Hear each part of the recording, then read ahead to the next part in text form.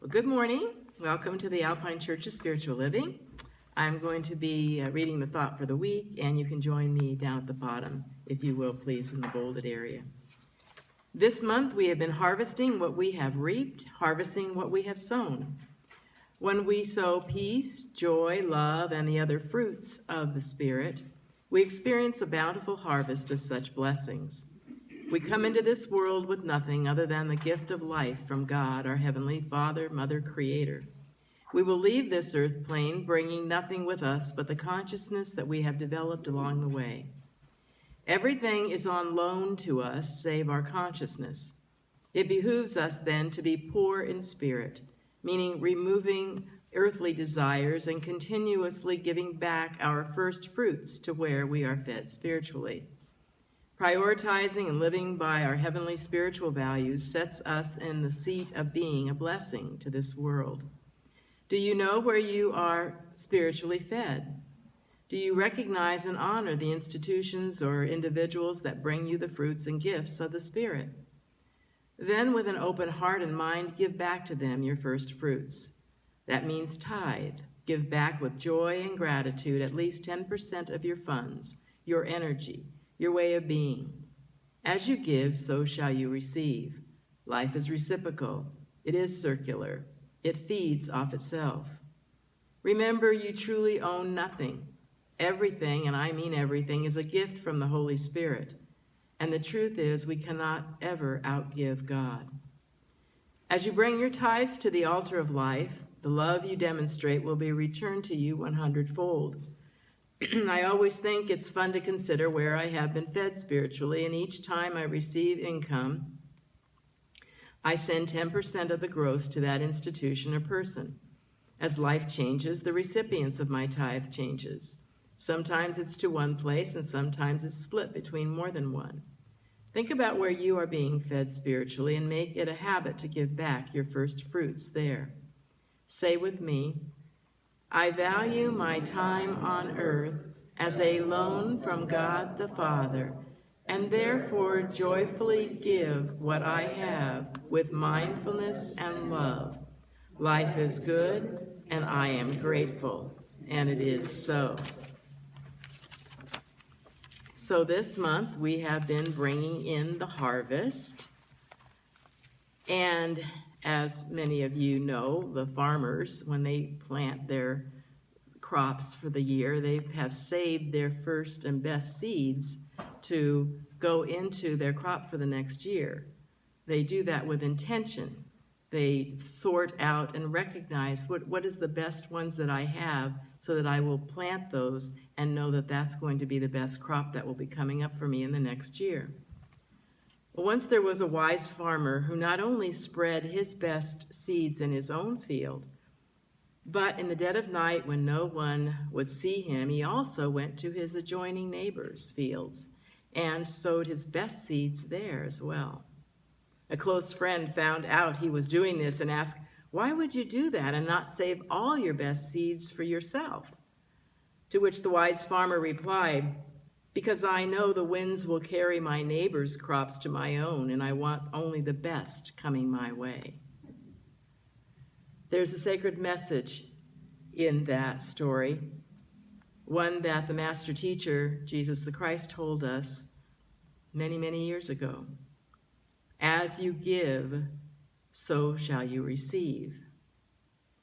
And the second message, which I think is also very important in that story, is that we are all connected, that we cannot separate ourselves from one another, that there is this divine energy that is flowing through all. And this life is a continuum, ever circular. There is nothing that is left out of it. So we have many ways and means in this lifetime to play with the life situations that come our way in order that we can grow, in order that we can experience and expand our consciousness. And we learn these things through our relationships, through the work that we do, through our creative endeavors, and through the handling of our finances. And so today, we are talking about our first fruits. And what that means to me is putting your money where your mouth is. That's an old saying I know that most of us have been familiar with. And as I wrote in the thought for the week, I think it's important to take a conscious inventory of where we are fed spiritually. I mean, let's get a grip on this. Let's recognize that we are spiritual beings, first and foremost, and that we are housed in this body form. And there are lots of things that we do play with in this earth, as far as your relationships and your work and your play and all of that. But there's a reason for that.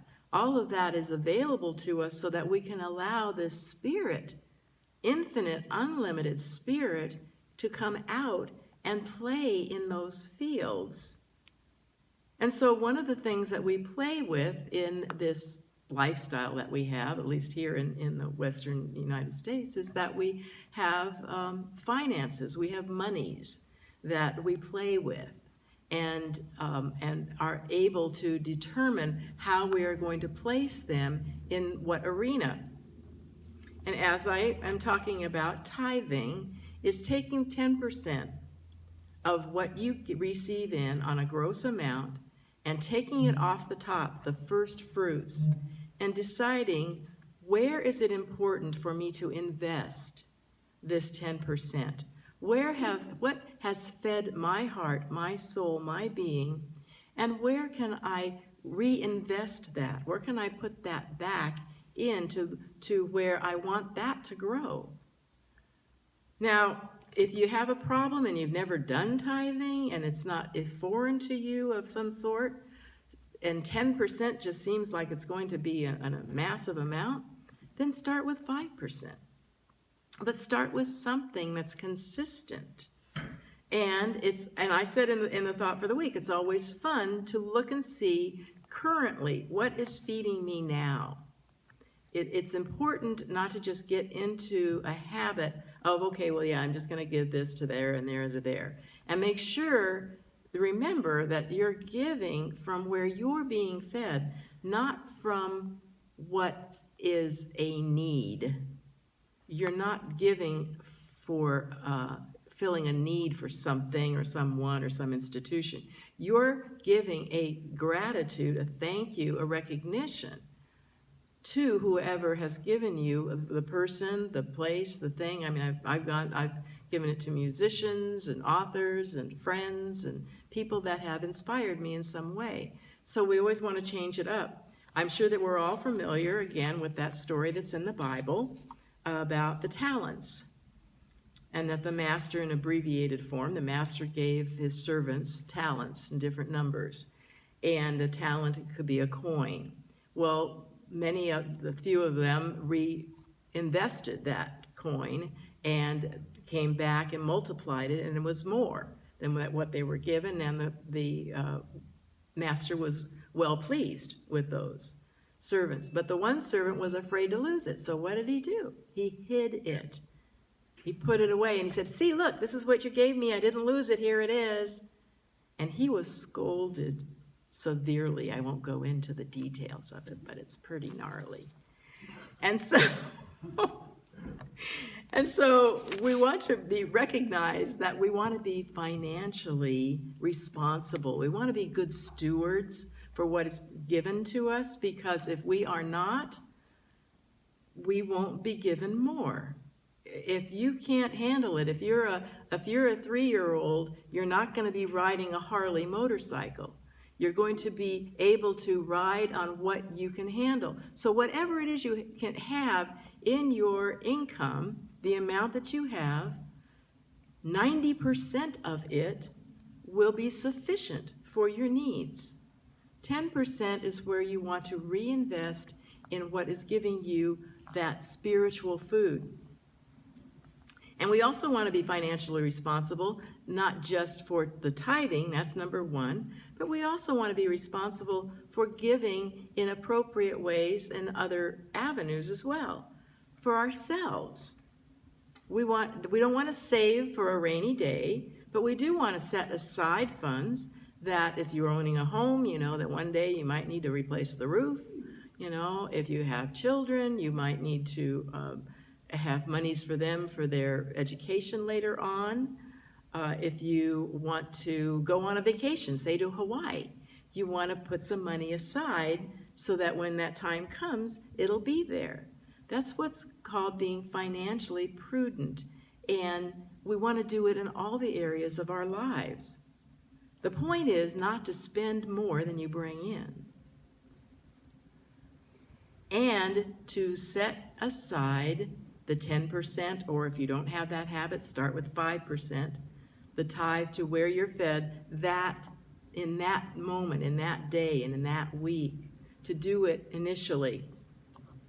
I think it's also important to focus on that second message in that farmer's story, and that is that we are not in this life alone, that we are in community, that there is a formulation of relationships that come and go in our lives, and that it's important for us to recognize that, to honor that, and to know that whatever we are putting out, we're affecting others within our circle of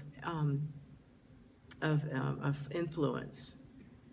And so remember that each and every one of us is this beautiful expression of the divine, doing it our own perfect, unique way, and to allow others to do it their way. I was reading a little children's book this morning, and it said something about you're special. Everybody's special. That doesn't mean they're better than anybody else. That means they're special. Now, if you read the Course in Miracles, you'll get a different answer in that whole realm, but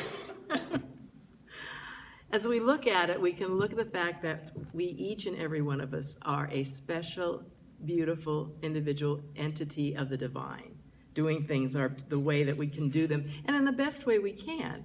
And I think that by the time most of us get, how many years around the sun on this planet, when we're in our 50s, 60s, whatever we're in, we get a clue as to the best way to allow this beautiful divine self that we are, and that is still unfolding, no matter what age we are, to allow it to bring forth into joy, into variety, into expression.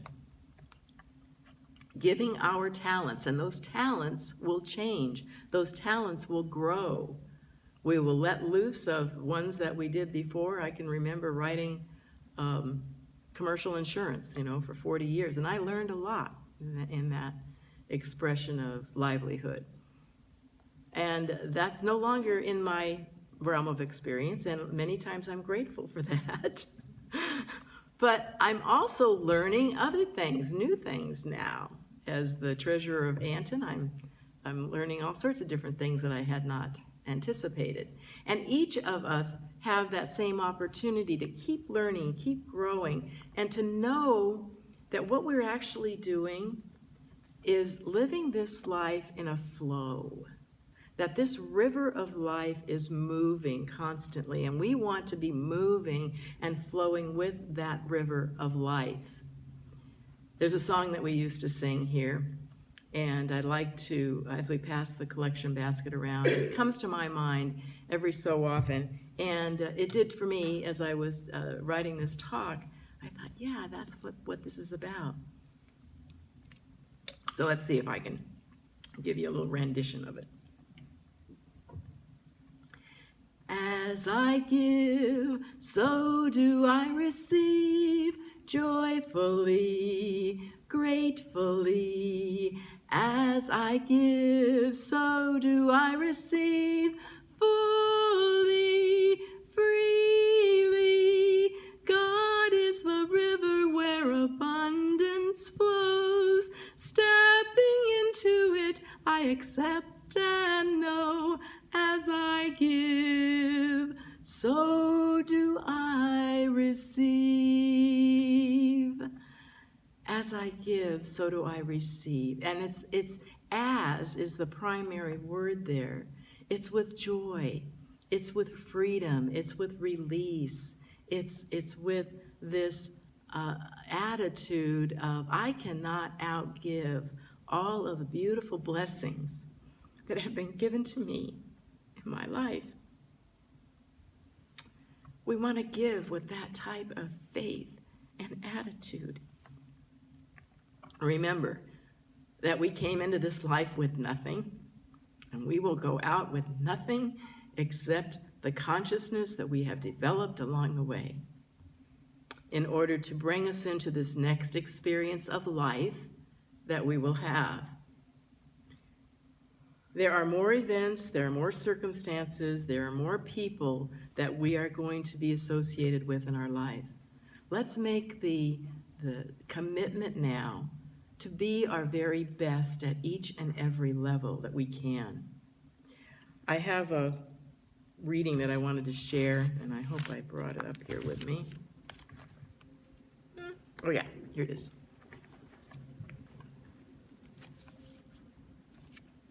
This is from Roy Eugene Davis. Choose the path of discipleship.